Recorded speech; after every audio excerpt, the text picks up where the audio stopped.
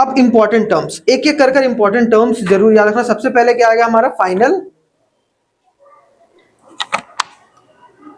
Final goods के बारे में। अब फाइनल गुड्स में सबसे पहले फाइनल गुड्स आता है, ठीक है।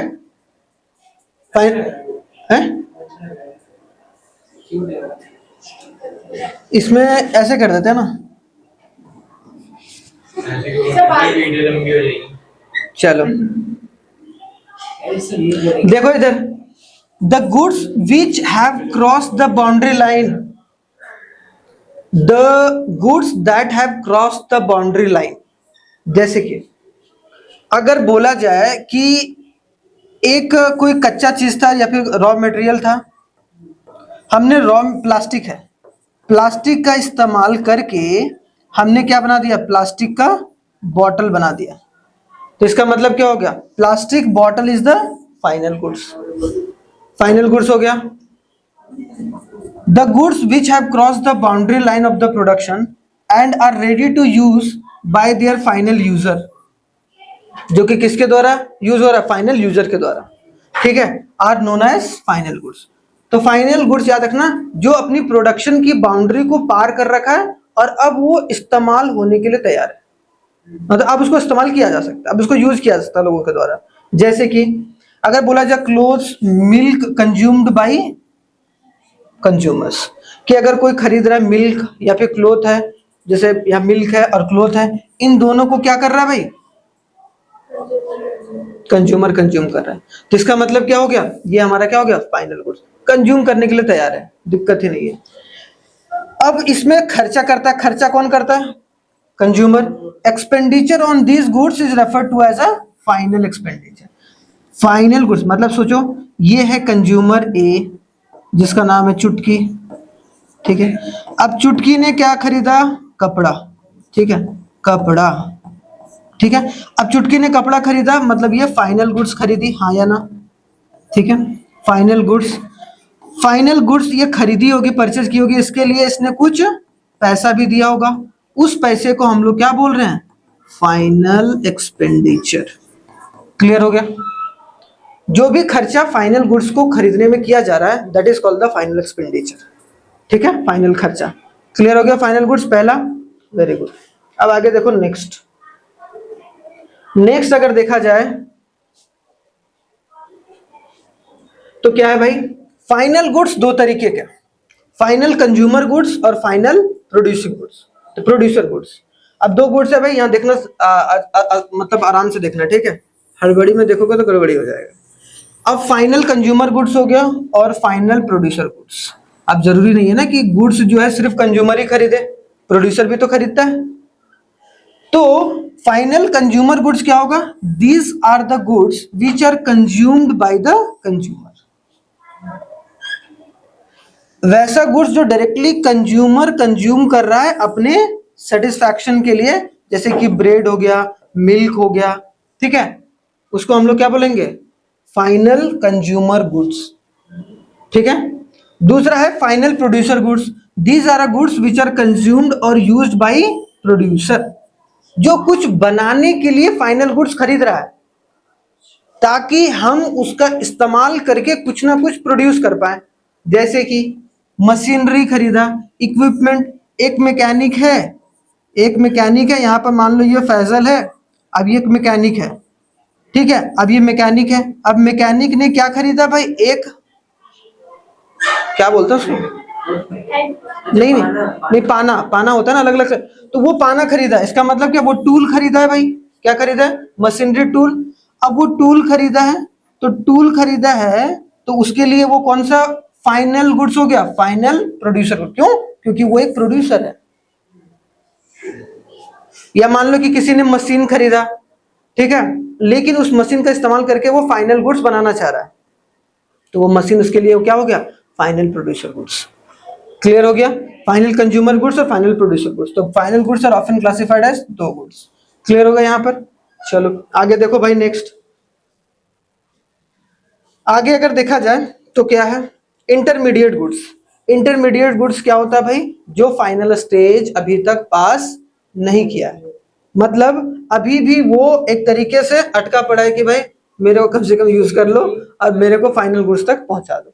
इसका मतलब क्या है भाई, इंटरमीडिएट गुड्स का, the goods purchase by the firm, मतलब फर्म का मतलब कोई कंपनी है, for the use of the production of the other goods और for the purpose of reselling are known as intermediate goods. ठीक है, उसको हम लोग क्या बोलेंगे, इंटरमीडिएट गुड्स। जैसे कि अगर मान लो कि steel are used in the production of car and milk are purchase for by the milk seller. अब एक मिल्क सेलर ने मिल्क खरीदा, अब इस मिल्क से एक दुकान है भाई उसका, वो पनीर बना रहा है, ठीक है, एक दही बना रहा है और दही बना के डायरेक्ट कस्टमर को बेच रहा है, ये कस्टमर को बेच रहा है। और क्या बना रहा है भाई, और बोलो, चीज बना रहा है। तो इसका मतलब क्या है, मिल्क यहां पर क्या काम कर रहा है भाई, इंटरमीडिएट गुड्स, क्योंकि मिल्क नहीं बेच रहा ना। अगर वो मिल्क बेच रहा होता तो मिल्क फाइनल गुड्स हो जाता, लेकिन वो मिल्क नहीं बेच रहा है, वो दुकानदार क्या बेच रहा है, पनीर बेच रहा है, दही बेच रहा है, चीज बेच रहा है। तो जिस चीज का इस्तेमाल करके हम फाइनल गुड बनाते हैं, जिस चीज का इस्तेमाल करके हम फाइनल गुड बनाते हैं, उसको हम लोग क्या बोलेंगे भाई, इंटरमीडिएट गुड्स। ठीक है, और इस पर जो खर्चा करते हैं, एक्सपेंडिचर ऑन दीज गुड्स, मतलब इंटरमीडिएट गुड्स, इसको हम लोग क्या बोलेंगे, इंटरमीडिएट एक्सपेंडिचर। फाइनल गुड्स पर खर्चा कर रहा है कोई तो वो फाइनल एक्सपेंडिचर। ठीक है, और इसमें अगर कर रहे हैं इंटरमीडिएट गुड्स को परचेस करके, अगर उसका इस्तेमाल करके हम फाइनल गुड्स बनाकर बेच रहे हैं, तो then particular goods is known as intermediate goods. ठीक है, समझ में आ गया। तो मिल्क यहां पर क्या हो गया हमारा, इंटरमीडिएट गुड्स, और ये सब सारे क्या हो गए, फाइनल गुड्स, जो कि डायरेक्टली किसको दिया जा रहा है भाई, कस्टमर को।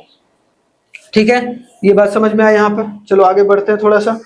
नेक्स्ट हमारा क्या है भाई, नेक्स्ट देखो, कंज्यूमर गुड्स। अब what do mean by consumer goods, जो भी प्रोडक्ट एक कंज्यूमर के द्वारा डायरेक्टली कंज्यूम किया जा रहा हो, ठीक है, डायरेक्टली कंज्यूम किया जा रहा है, ठीक है, for the satisfaction, for satisfaction, उसको हम लोग क्या बोलेंगे भाई, कंज्यूमर गुड्स। मतलब कोई भी गुड्स कोई भी कंज्यूमर अगर खरीद रहा है तो उसको हम लोग क्या बोलेंगे, क्या फाइनल गुड्स, क्या होता, फाइनल गुड्स क्या था, है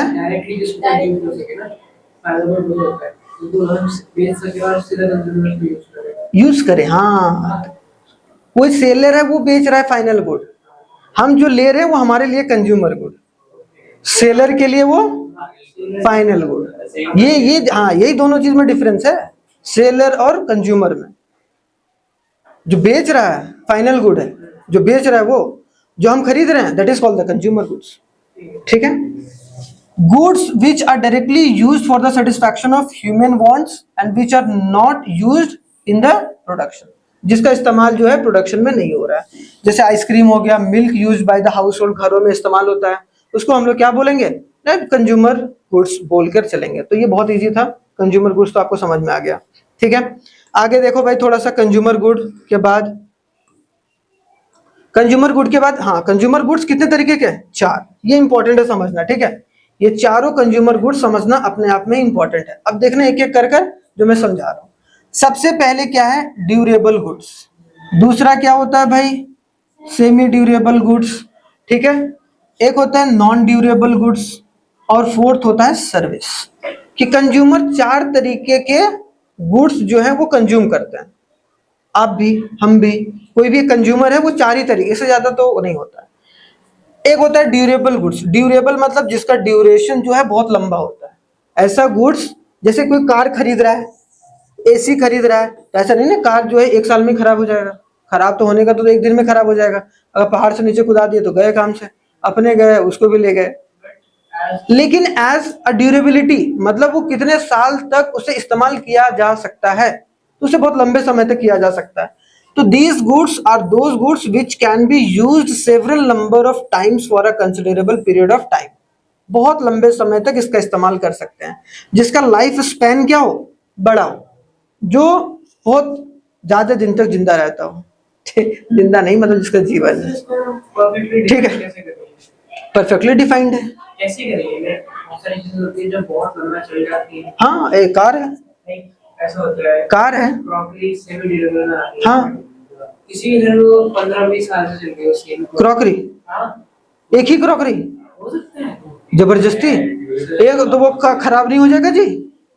एक क्रॉकरी तुम ला के रखोगे 20 साल तक उसी को खा रहे हो, हैं? आयरन की। तो वो भी रख सकते हो इसमें, कोई दिक्कत, हाँ, नहीं वैसा चीज जो बहुत लंबे समय तक इस्तेमाल किया जा सकता है, दैट इज कॉल्ड द क्या? Durable. Semi durable goods are these goods which do not have a very long span of time, मतलब जो एक होता है कि जो बहुत लंबे समय, एक साल या एक साल से कम, ज्यादा 2 साल, उससे ज्यादा जो है वो एक तरीके से नहीं रहता। जैसे कि क्रॉकरी हो गया, ठीक है, आपको यह है कि एक ही क्रॉकरी को, जब आपको ब्रश है वो 2 साल से एक ही ब्रश यूज करा, उसमें हम मेरा क्या आपको यह है कि एक ही क्रॉकरी का, वैसे बर्तन भी चेंज करते रहना चाहिए हमें, 1 साल के बाद वो बर्तन में नहीं खाना चाहिए, क्योंकि उसमें बहुत सारे पार्टिकल्स आने लगते हैं। अब कोई कढ़ाई है, रगड़ के 15 साल से वही कढ़ाई यूज कर रहा है, तो भाई उसकी गलती है ना, उसमें हम क्या करें?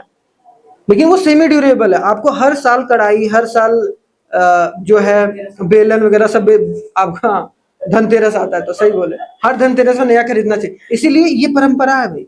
अब सोचो ना कि ये परंपरा बनाया भी इसीलिए बनाया गया, ठीक है। एग्जाम्पल क्रॉकरी और क्लॉथ हो गया। सेमी ड्यूरेबल जो बहुत कम से 1 साल या 1 साल से कम, या थोड़ा बहुत ज्यादा, उससे ज्यादा नहीं, ठीक है। नॉन ड्यूरेबल क्या है? जो लाइफ स्पैन 4 से 5 दिन, जैसे मिल्क के पैकेट में देखना समय लिखा रहेगा कि भाई ये 5 तारीख तक यूज कर सकते हो, 10 तारीख तक यूज कर सकते हो। हाँ, मिल्क के पैकेट में, दही के पैकेट में, चीज के पैकेट में आप, हाँ, 3-4 दिन जितना भी समय रहा।